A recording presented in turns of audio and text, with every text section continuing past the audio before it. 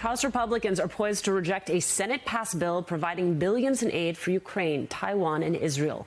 It is the latest instance of the caucus failing to act on urgent issues like the border and government funding. Joining us now, Democratic Congresswoman Pramila Jayapal of Washington. She's the chair of the Congressional Progressive Caucus. Congresswoman, good morning to you. You know, you heard the stakes laid out by our colleague Andrea Mitchell as she talks with world leaders at the Munich Security Conference. I want to read to you what House Speaker Mike Johnson is saying back here stateside. Quote, as Congress debates the best path forward to support Ukraine, the United States and our partners must be using every means available to cut off Putin's ability to fund his unprovoked war in Ukraine and aggression against the Baltic states. It is as though he doesn't know, Congresswoman, that he has tools at his disposal to actually do the thing he says needs to be done.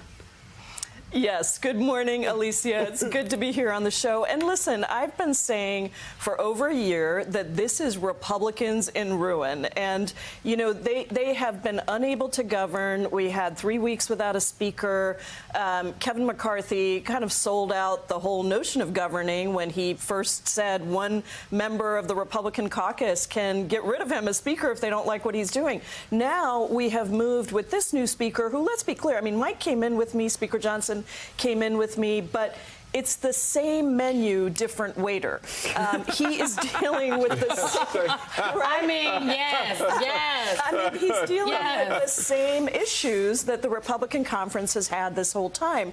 And so he is in a situation where he has a significant number of Republicans, I think it was around 100, that have voted against Ukraine aid in the past. And he can't bring this thing up because he's afraid they're going to kick him out as speaker unless he uses unless he goes with Democratic support. And in that case, he's going against Donald Trump. And so he, you know, and they have unfortunately become a cult party to Donald Trump. And so I think this is a real challenge for us in a time when we desperately need a functioning Congress and Republicans are continuing to be in ruin. I mean, it is harrowing to watch. And I wrote down same menu, different waiter, because I will be quoting you on that. When it comes to voting on Ukraine aid, this particular bill is tied to aid for Taiwan and also aid for Israel. It was previously tied to aid for the border that we're going to get into in a second, because now that is not on the table anymore in this Congress because Republicans removed it from the table. Axios is reporting that several progressive members are noting that they are just firmly, though, opposed to the bill as is, tying all three pieces of those aid together, particularly because of the piece of aid for Israel. What you told Axios, I can't vote for aid to Israel. You go on to note that the conditions on aid in Gaza, including restrictions on UNRWA funding, are troubling and would be a problem for you. How do folks move forward? What else do members within the Progressive Caucus need to see in order to support this bill if it were to get to the floor? Well, look, I think, first of all, it's up to Mike Johnson. He's the speaker. He should be able to bring a bill forward with the majority of his conference supporting the bill. And then you would see Democrats as well voting for it. But he can't do that. Now, you know, we're not going to get into the procedural pieces of how to do that. Forcing the Democrats, there are mechanisms where Democrats can force a vote on the floor, even though they're in the minority. But that's and I would just say that I think if Ukraine aid were on its own, you know, it would pass with probably every Democrat voting for it. And I think that is one of the important things here is that first, as you said, they tried to tie it to a border policy, which was so harsh that Mitch McConnell said it was the harshest border policy. And then they still didn't vote for it, which I think goes to what you and I have talked about before, that Republicans have no interest in fixing immigration. It's very different from when you were RNC chair, and maybe we can talk about that. But I think, you know, this is the situation we're in. Johnson's got to figure out how to get that bill to the floor. I think it has the best chance of passing if the Ukraine aid is on its own, because that would get an overwhelmingly bipartisan vote.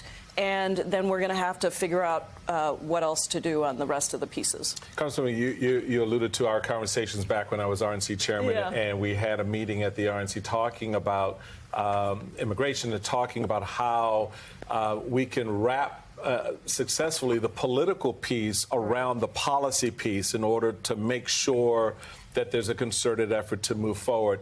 And so we're now in that moment again where the politics are kind of driving things and the balance is off. But I want to push back a little bit on the idea that I think there maybe should be some thinking among Democrats to be a little bit more aggressive in the House, to force the Speaker's hands.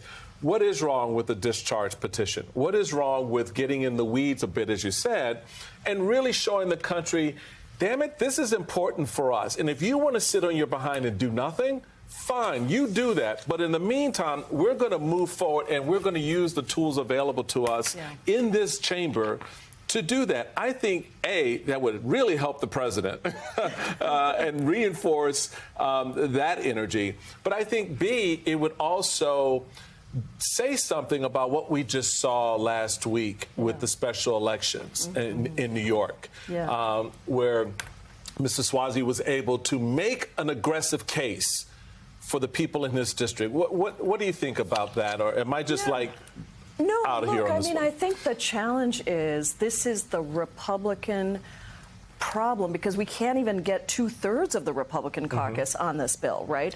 So it is not up to Democrat, and we have splits in the Democratic caucus around Israel aid.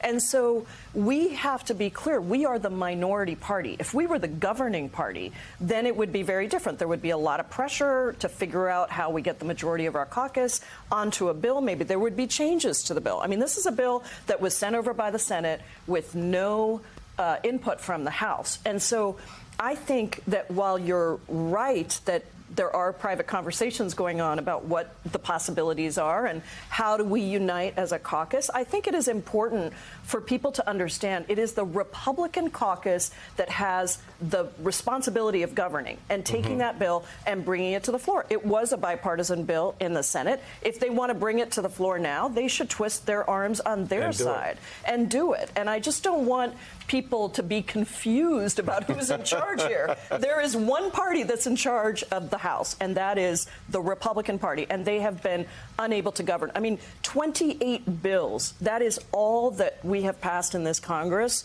that have been signed into law. Michael, we voted on over 700 things. 700 bills. We've taken 700 votes, and yet only 28 have been signed into law. This is the least productive Congress because they want to push things that have no chance of success in the Senate and then act like somehow it's our fault. And I think the problem is that we are ready to solve the problems. We are ready to fix things, but they control the House, so they have the responsibility of governing. Stand on business, Congresswoman. Stand on business. I'm just saying. Let's be clear. We're going to